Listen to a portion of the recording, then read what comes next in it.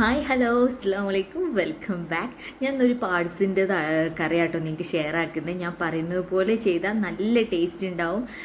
എന്താ പറയുക, പിന്നെയും നിങ്ങൾ ഉണ്ടാക്കി കഴിക്കും. അപ്പോൾ നിങ്ങൾ ആദ്യമായിട്ടാണ് എൻ്റെ ചാനൽ കാണുമെങ്കിൽ പ്ലീസ് ഒന്ന് സബ്സ്ക്രൈബ് ചെയ്യുക. അധികം ആൾക്കാരും സബ്സ്ക്രൈബ് ചെയ്യാതാണ് കാണുന്നത്. പ്ലീസ് നിങ്ങളൊന്ന് സപ്പോർട്ട് ചെയ്യുക, സബ്സ്ക്രൈബ് ചെയ്യുക കേട്ടോ. അപ്പോൾ അതാ ഞാൻ പാർട്സൊക്കെ ഇവിടെ ക്ലീൻ ആക്കി വെച്ചിട്ടുണ്ട്. കുറച്ചധികം പാർട്സ് തന്നെ ഉണ്ട് കേട്ടോ. അപ്പോൾ ഞാൻ കുറച്ചെടുത്ത് വെച്ചിട്ട് കുറച്ചൊന്ന് ഉണ്ടാക്കാൻ വിചാരിച്ചു. അപ്പോൾ ഇതാ ഞാനൊരു 4 ഉള്ളിയും ഒരു 3 തക്കാളി, 4 ഉള്ളി തന്നെ എടുക്കണം കേട്ടോ. കാരണം പിന്നെ നമ്മൾ ഇതിലേക്ക് വേറെ ഉള്ളിയോ തക്കാളിയോ ഒന്നും ആഡ് ചെയ്യുന്നില്ല. അപ്പോൾ ഒരു 4 ഉള്ളി 3 തക്കാളി, കുറച്ച് വെളുത്തുള്ളിയും പിന്നെ പാകത്തിന് കറിവേപ്പിലയും ഇട്ട് കൊടുക്കുക. അപ്പം ഞാൻ കുക്കറിലാണ് വെക്കുന്നത്. ഞാൻ സാധാരണ കുക്കറിൽ വെക്കാറില്ല, അടുപ്പത്താണ്. പക്ഷെ ഇന്ന് എനിക്ക് കുറച്ച് ഓർഡറും കാര്യങ്ങളൊക്കെ ഉള്ളത് കൊണ്ട് ഞാൻ കുക്കറിൽ വെക്കുകയാണ്. അപ്പോൾ ഇതൊന്നായിട്ട് കുക്കറിലേക്ക് ഇട്ട് കൊടുക്കുക.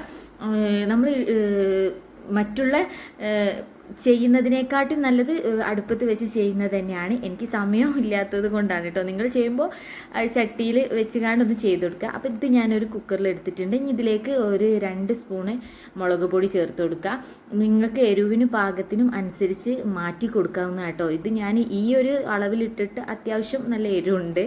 പിന്നെ ഒരു 3 സ്പൂണ് മല്ലിപ്പൊടിയും 2 സ്പൂണ് കുരുമുളക് പൊടിയും കുറച്ച് മഞ്ഞൾപ്പൊടിയും പിന്നെ കുറച്ച് ഉപ്പും കൂടി ചേർത്തിട്ട് നല്ലവണ്ണം കൈകൊണ്ട് ഉടച്ചെടുക്കാം.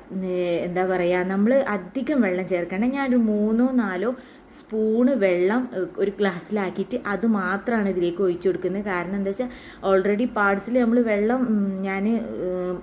വെള്ളം അതിന് ഇറങ്ങി വരാനായിട്ട് മാറ്റി വെച്ചിട്ടുണ്ട്. എന്നാലും ഓൾറെഡി പാർട്സിൽ വെള്ളം ഉണ്ടാവും. നമ്മൾ ഊറ്റി വെക്കുക എന്നൊക്കെ പറയില്ല, അങ്ങനെ ചെയ്താലും വെള്ളം ഉണ്ടാവും.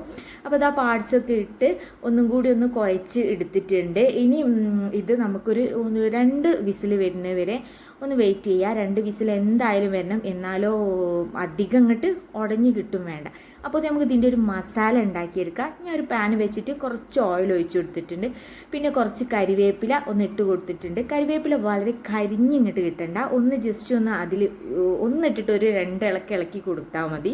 എന്നിട്ട് പിന്നെ നമ്മൾ കുറച്ച് വെളുത്തുള്ളി ഇല്ലേ, കുറച്ചൊരു 1-1.5 സ്പൂണോ വെളുത്തുള്ളി നമുക്ക് ഇതിലേക്ക് ആഡ് ചെയ്തിട്ട് ഒരു 2 ഇളക്കി അധികം ഇങ്ങോട്ട് നെരിച്ചെടുക്കണ്ട കേട്ടോ. എന്നിട്ട് പിന്നെ തീ ഒന്ന് വളരെ ഫ്ലെയിം കുറച്ച് വെക്കാം. എന്നിട്ട് കുറച്ച് മുളക് പൊടി നിങ്ങൾക്ക് എരിവിന് പാകത്തിനനുസരിച്ച് ചേർക്കാം കേട്ടോ. നിങ്ങൾ എന്താ പറയുക, നേരത്തേതിൽ നല്ലവണ്ണം മുളക് പൊടി ഇട്ട് കൊടുത്തിട്ടുണ്ട് എന്നുണ്ടെങ്കിൽ നിങ്ങൾ അതൊന്ന് ടേസ്റ്റ് ചെയ്തിട്ട് പിന്നെ ഈ കൂട്ടുണ്ടാക്കിയാൽ മതി. എനിക്ക് എടുത്തത് അറിയാം, അതുകൊണ്ടാണ് ഞാൻ 2 ടീസ്പൂൺ മല്ലിപ്പൊടിയും കുറച്ച് ചിക്കൻ മസാലയും കുറച്ച് കുരുമുളക് പൊടിയും കൂടി ആഡ് ചെയ്തിട്ടുണ്ട്. പിന്നെ ഞാൻ ഇതിലേക്ക് നമ്മൾ വെന്ത് വന്നപ്പോൾ അതിൽ കുറച്ച് വെള്ളം ഉണ്ടാവും, എങ്ങനെയായാലും വെള്ളം ഉണ്ടാവും.